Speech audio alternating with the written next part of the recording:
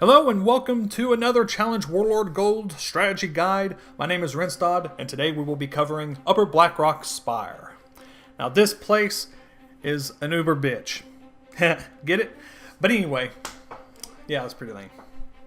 So, this first room, in my opinion, is a make or break deal. You pretty much want to go to town in here. You want to kill everything as quickly as possible. The big thing here is you want to kill the casters.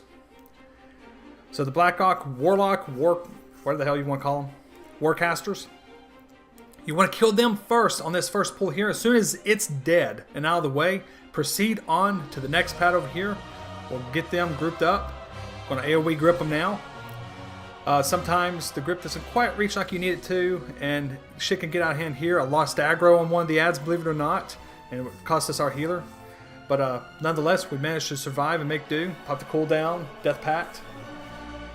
And yeah, it's pretty brutal. The trash is just so much group damage. It's actually easy for you to lose control relatively fast. The big thing with the trash in this first room, it's the lead belchers. They are the ones that activate the cannons. You do not want to have a cannon activate at any point, but you want to pretty much keep chain pulling, get stuns out, whatever you can. If you see a lead belcher running over, grip it away. If you see it running away, if you ain't got a stun or whatever, get it stunned.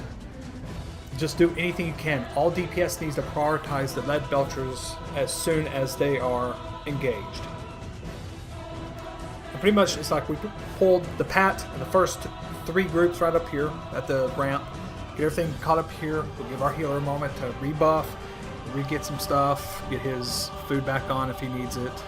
So that way he has his full buffs and everything. So now what we're going to do is just pretty much bottleneck this group right here. A lot of people like to take the groups on inside the individual rooms like this. We actually opt to bottleneck this group right here, ignore the banner, and let the banner activate the next room for us, and let them just run across the crates.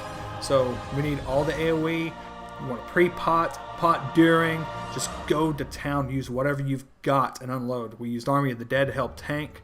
We've got the Warlock over here, but again, since we have lead belchers up, lead belchers take top priority with any of these mobs. As soon as the lead belchers are dealt with, you can kill the Warcaster. The Warcaster deals a lot of melee damage. Right there, as you saw, that big burst I took, I was standing in a fucking arcane arrow. Genius. But the main goal is to prevent any cannons being activated. They deal so much damage and they have so much health that if you do get one to activate, or if one does activate on you, it's going to cost you a lot of time in this first room, and you pretty much want to blow through this whole area within no more than 3 minutes if possible. You want to get through here ASAP. Now as soon as this Warcaster is dead, we're going to go ahead and just drag these other assholes here to this final pack here. Go ahead and burst down the Warcaster quickly if possible. We'll try to grip them all out. Then we're going to prioritize the lead belcher. Cycle stuns. Watch out for the Worgen Cleave. It's just, there's going to be a lot of group damage again. Again, you got the Warcaster dropping the arcane arrows that deal a shit ton of damage. You got bleeds going out on everybody. It's just an absolute clusterfuck in this first room. But if you get through this first room with relative ease, well, you should be on your way to a much cleaner run, hopefully. Again, just hopefully you won't have or experience a rough start like we had, where the healer had a quick drop in aggro for 2 mobs that my Blood Boil didn't quite reach. You'll definitely want to use your Gorfiend's Grasp in this place. If you're the DK DPS, you can use Remorseless, but your tank will probably want Gorfiend's Grasp. It's going to help because, again, the lead belchers in that previous room there is just a pain. So here in the boss room, everyone needs to be activating the other traps. Tank activates the last one, pre-pot, pull. Now you want to assign in here, we got marks down on the traps for the ones that we're going to call out and say, you know, Ren's got this one, or Darky's got this one, Font's got blue. You want your tank to try to get as many of these as possible. I try to get as many of the ones by the entrance to this room as I can. So it's like those 3 right there by the entrance, I'll typically get. You don't want to spend too much time waiting for the opportune moment, because if you have the trap still active for too long, you're going to lose so much DPS on this boss that it could cost you a gold. Alright, so here we go again, running down, activating Moon. I'm going to hop over here, go ahead and get Nipple, and we'll get Green. Green wasn't activated, but I was able to get those 2 of 3 up there by the entrance. Again, we want to get them all knocked out. Everyone needs to participate. That's why you need to assign who gets what side of the room. You don't want to pop the Lust on this boss. It's pointless because that shield he casts absorbs damage, reflects it back, all that shit. So you don't need to do anything with Lust on this first boss. We'll be saving Lust for the upcoming boss. So here we go. We got all of them are activated now. So the tank, I'll get them all right here on this side. Green wasn't activated again. Someone might have got it before me, which is fine. I mean, if you have an opportune moment, see purple was left up. So I had to hop down to get that. Now the thing that sucks about this boss is the boss, sometimes he will run all the way down the ramp. If he gets towards the middle of the ramp, the AoE from those orbs is actually high enough to actually clip you. It's pretty nasty. So you gotta be careful with that. So we got plenty of resources. We're gonna go ahead and just start chain pulling the next bit of trash. Be sure you interrupt the debilitating ray from the engineering. It does so much damage to your tank, it's not even funny. It hurts, it actually hurts. So try to keep interrupts on it, cycle stuns. The alchemist will put a heal on himself or another one of the mobs. Typically it's always on himself. Just be sure you trank shot that off, or whatever it is you hunters do. Anything to dispel it off, that's what needs to happen. As soon as one of those 2 are dead, you can go ahead and pull the next pack. Just be careful. The 2 big Draconoid monstrosities, whatever the hell they're called, they like to overcorrect their positioning in relation to where the tank is standing. They like to run past the tank, get behind them, and turn their fire stream towards the other direction. It's fucking annoying. So just be prepared for that if that does occur.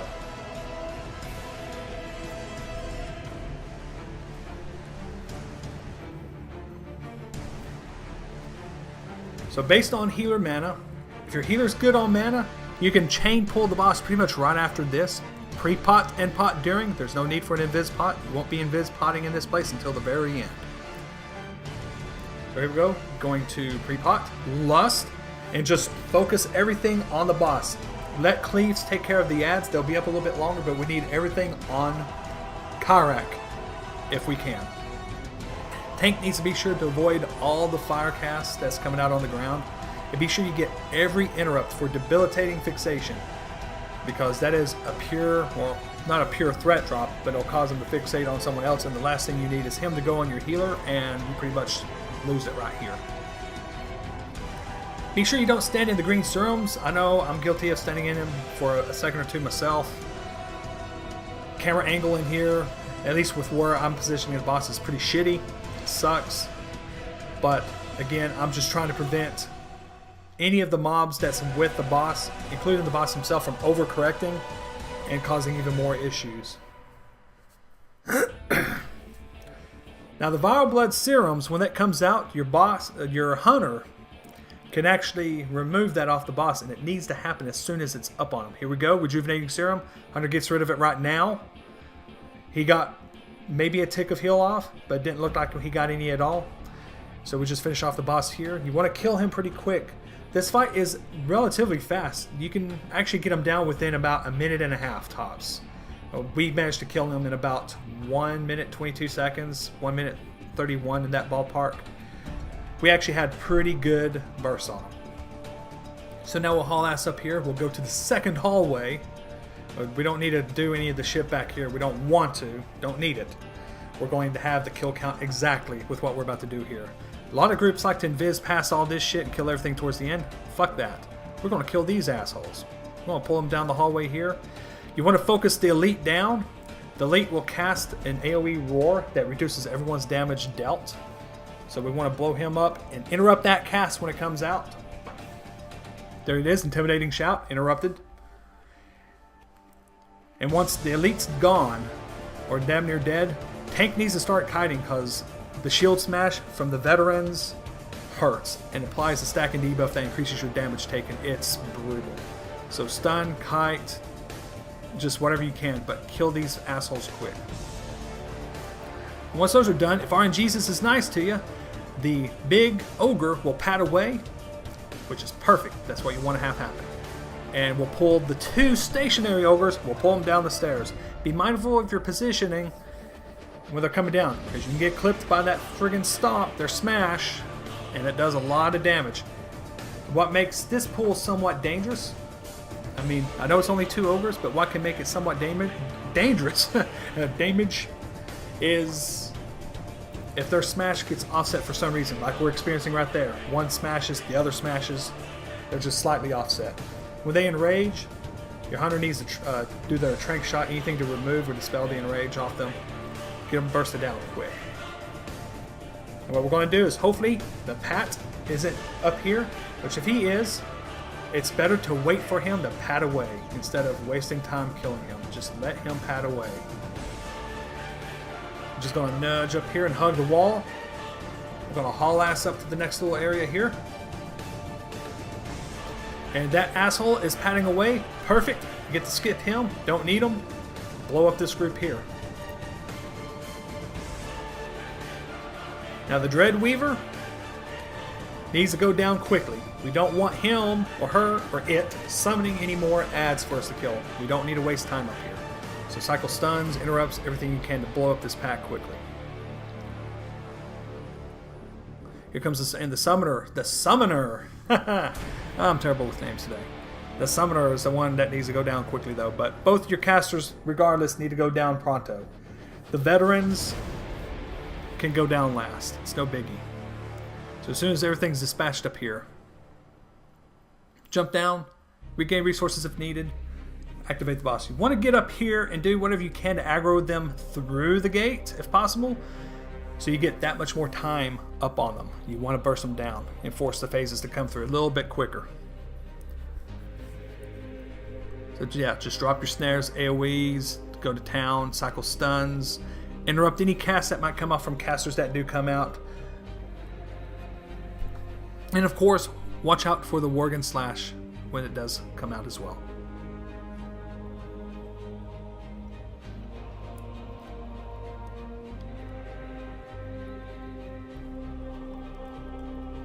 So here we go, got the next pack coming out. Get the file down, get as much AoE as you can on them. Want to grip them back into it, get some more damage up on them.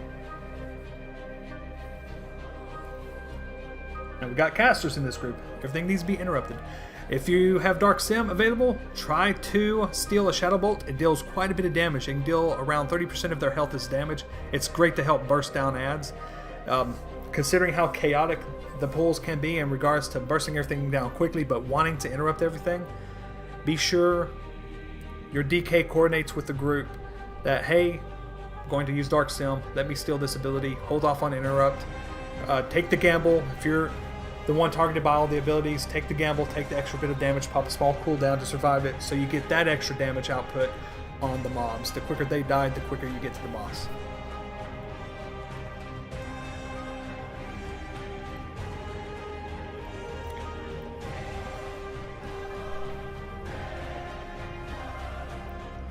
So there we go, we had another, just recently, had another missed opportunity with the Dark Sim. Again, it's hit and miss with it, especially in this place. Now the boss is activated, and because you kill the pack upstairs, you can have everything going on the boss. That's why we kill the pack up top, is because sometimes they activate during this boss, and that's the last thing you need happen is the entirety of the first part of the instance that we skipped just activate. You gotta be mindful of where the Sky Reaver decides to aim his fire. It's random. Usually he shoots it down the middle, but this time he angled it off to the right over towards Rosa, aka Aim Kiss, our hunter in the group, and cause him to take a little fire damage. It's pretty aggravating, but pot, pre-pot, whatever you can in here. Potted during the fight, which is fine. Pre-pot on trash pot on the boss. Just get through him quickly. Avoid his axe, spinning axe that goes out all over the place. It's a very annoying mechanic. It deals quite a bit of damage, so ranged has to be on the lookout for it. be on the move and stay the fuck away from it. It'll also eventually come over towards melee.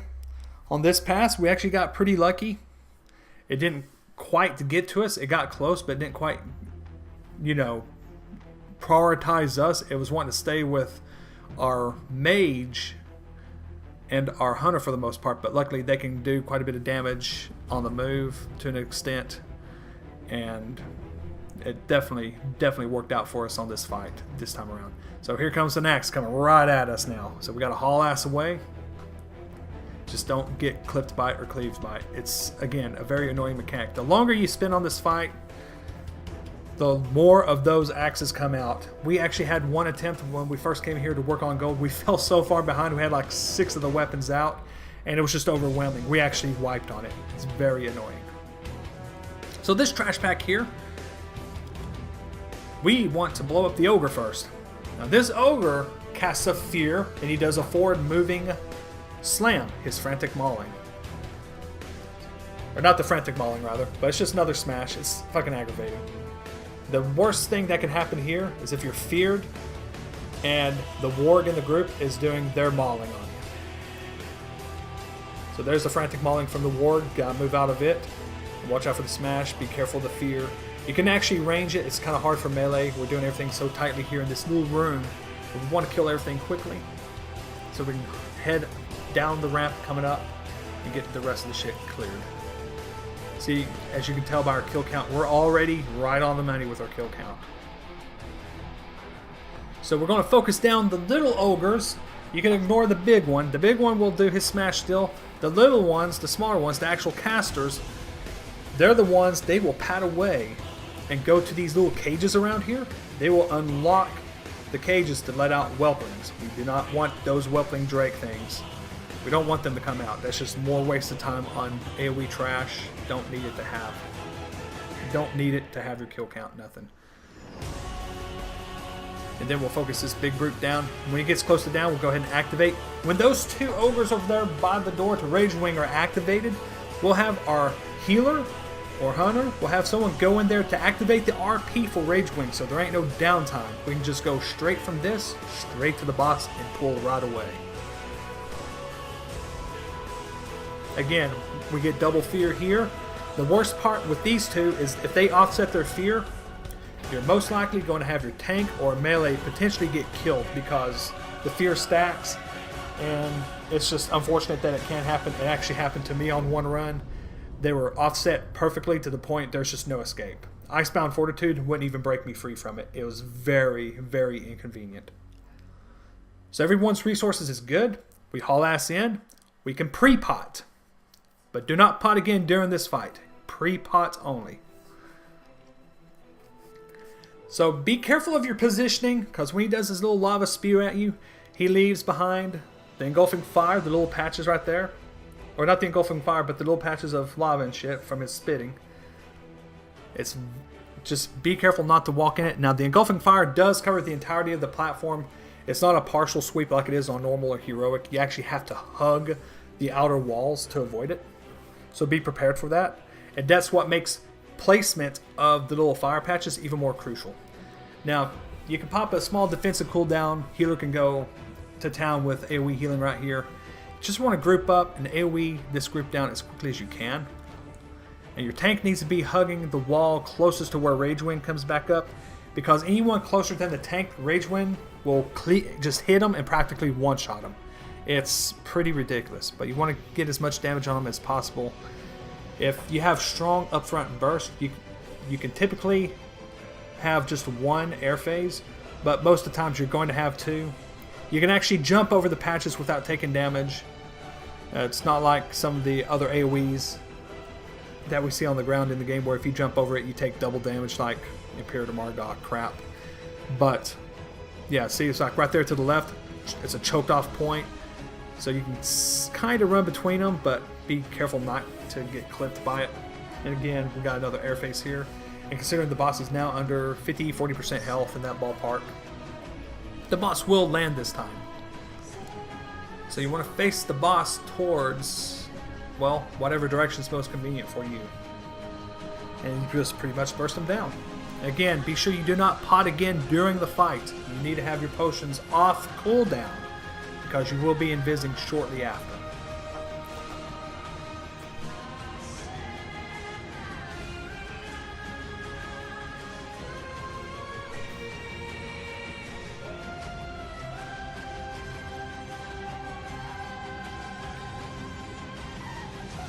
Once he's down, go for the killing blow.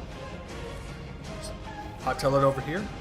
We need 2 more mobs, so we don't need to deal with none of the shit in this room. We don't want to. Fuck this trash in here. It just takes too long because of the knockbacks and the pullbacks that the worm callers do. They chain grip you, they chain throw you, it's stupid. So we get resources, pop a speed boost, and we invis. So we're going to invis all the way to the bridge. All the way to the bridge. Or to the front of the bridge at least. But we're going to invis all the way to the bridge. We got plenty of time on the clock. We did very good this run. So we're going to go ahead and pop out and invis. I went ahead and just did a blood boil and break out. We want to get a stun up and kill these fuckers ASAP. There will be a lot of tank damage from these. Especially if their attacks line up exactly.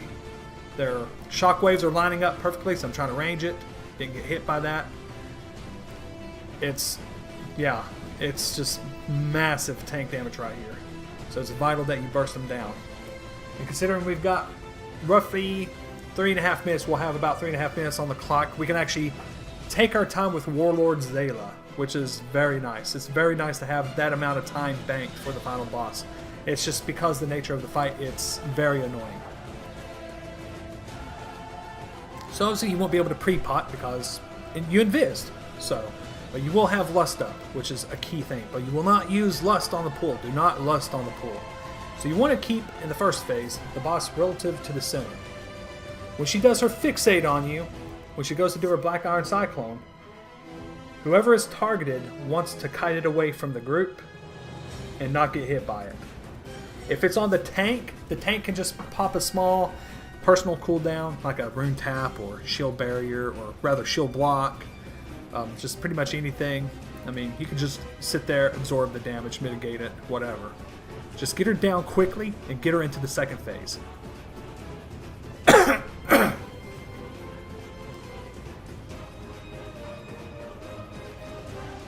Now she's about to jump up, and we get to deal with fire. Now these 3 ads going to come out. This is when we typically pop lust.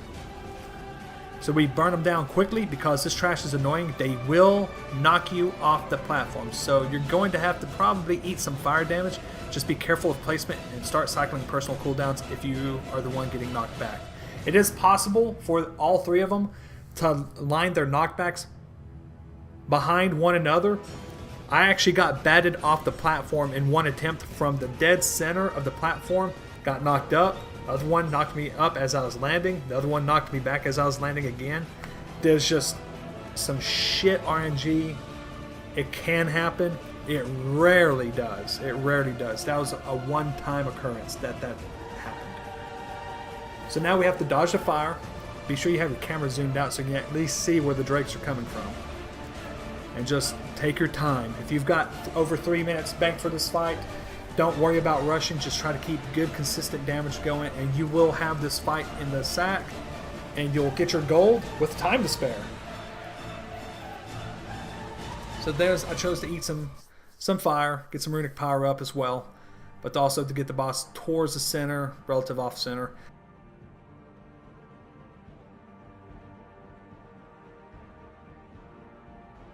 And there it is. We got roughly 1 minute and 20 to spare on the clock. Easy gold.